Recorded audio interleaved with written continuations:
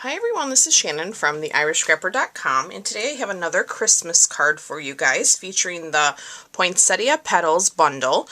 This is a lovely stamp set. It is photopolymer, so you can see through your stamps. There's 18 images in here, and it coordinates with some dies.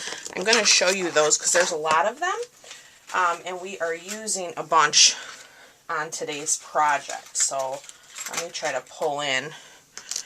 We're die cutting these leaves, this little sprig, as well as the flower. And so the flowers are so awesome in this die set because there's two dies for each flower. So you can cut the outer flower, and then this center piece kind of embosses the flower. So hopefully you can see the veins inside that flower. It's absolutely gorgeous. They're very thin, so I will warn you, if you do purchase this bundle in my online store, just be careful taking them off of the strips of adhesive in here because these center ones are very thin and can bend, and you don't want to break them or damage them in any way. Okay, so let's move these aside and let's jump in to our card. We are using Garden Green as our base. This is 8.5 by 5.5, scored at 4 1/4. We are going to give that a nice crease. I have a piece of Whisper White that is 4 by 5 1/4. I have a piece of the Designer Series paper that coordinates with this. This is 2 by 5 1/4. And then I have two pieces of gold foil. These are cut at 1/2 inch by 5 1/4. So we are going to use these to border our Designer Series paper. So let's go ahead. We'll start by putting down our Whisper White layer. I feel like the poinsettias are just a classic, Christmas flower. So it's something you could use every year. Something you would love to have, in your stash of products. So let me grab my liquid glue.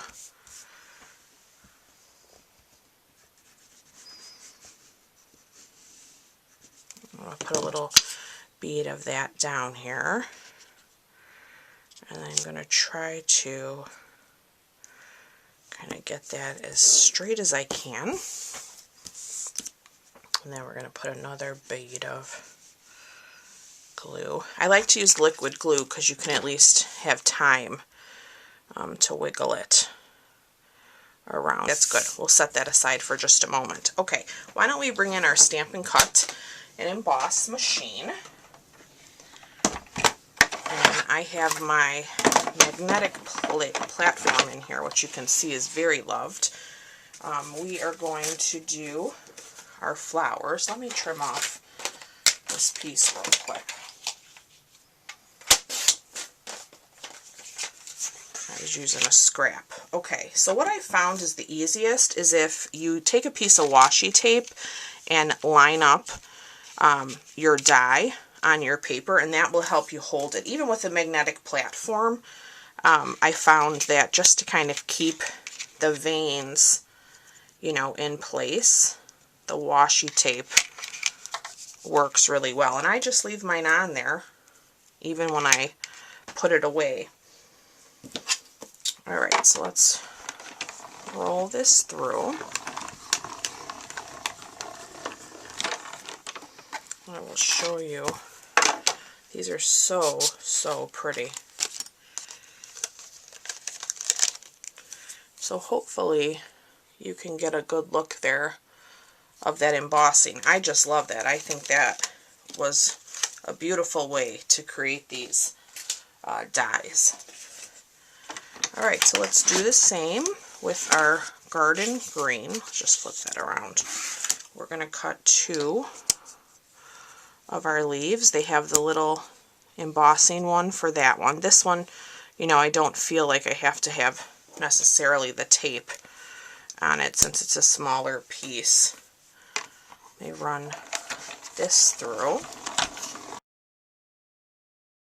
And then I am going to actually do some sponging on our pieces here because I feel like it just helps it stand out even a little more. It's not a necessary step. I just thought I'd like to show you, you know, the difference. So let me move this aside. Okay, so now with all of our pieces here, let me grab my sprig. That's how I got the ink all over my fingers, was with my sponge dauber. So I have real red ink and I have garden green. And we are going to start with the red. I'm going to take one of our sponge daubers here and just ink that up. And hopefully you can just see it kind of darkens the edges, and you can go in as much as you want. If you wanted to put a little bit more onto the middle part of the flower, you could definitely do that, but just, I feel like it makes the detail pop a little bit more, if that makes sense. So let me hold up so you can see the difference between non-sponged and sponged. So I'm going to do that to all of these, all three pieces. And like I said, if you get a little bit towards the middle, totally fine. I think it just really adds to the design. You will get a little inky maybe, but that means you're having fun. Don't mind it. We're also going to curl, whoops, I really got it on my nail there.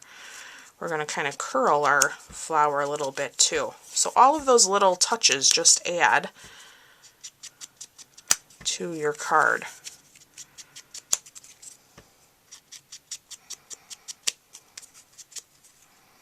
Okay. All right, let's switch to our garden green real quick. Be ready to build our little flower. Okay, I think that's good. All right, let's set those aside. Let's bring in our base. Now hopefully this has had a minute to dry, so I'm going to add adhesive to these.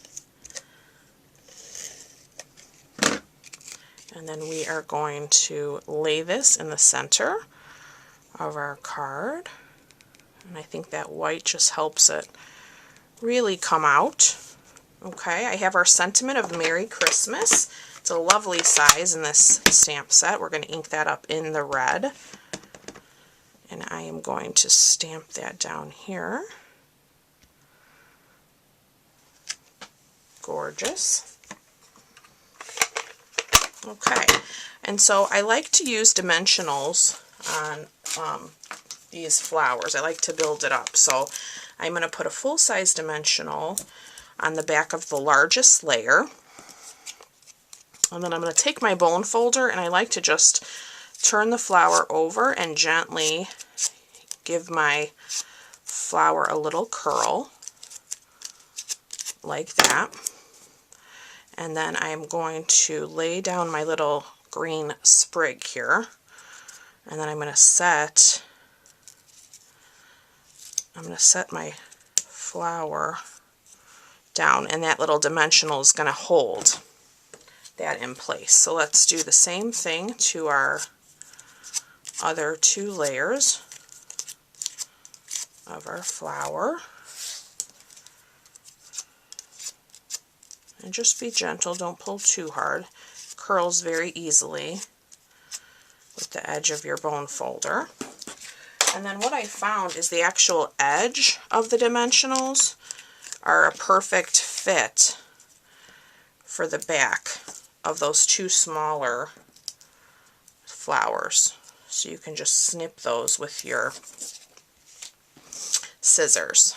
Okay, and then I'm going to flip our leaves over, and I'm going to add some glue, liquid glue, because I want to make sure they don't fall off either during mailing or when somebody opens it. And then I am just going to position those kind of in here. I want to make sure it doesn't cover up my sentiment, but I'm going to give it a nice press. And then let's layer these, and you want to kind of offset them. So I'm going to turn that one, and then we're going to turn our next one as well. And look at that. Look at how gorgeous that looks. And you can still mail it, you know, it can flatten out, but it'll pop back up when they open it. And then we have these lovely beaded pearls in our annual catalog. I'm going to take one of those out, and I am going to use 2 glue dots here on the back. Whoops, that one wants to stick here. Let me get that one up. And I'm putting 2, I just want to, oops, make sure, yikes, it's going all over. I want to make sure it holds. So I'm going to add 2 just to give it a little bit more strength. And we are going to drop that right there in the middle, and I'm going to give it a nice press. So I hope you have enjoyed. Look at this gorgeous card we made. I love it. I absolutely love it. I hope you guys do too. You can find a full supply list and all the products that I used today in the description of this video.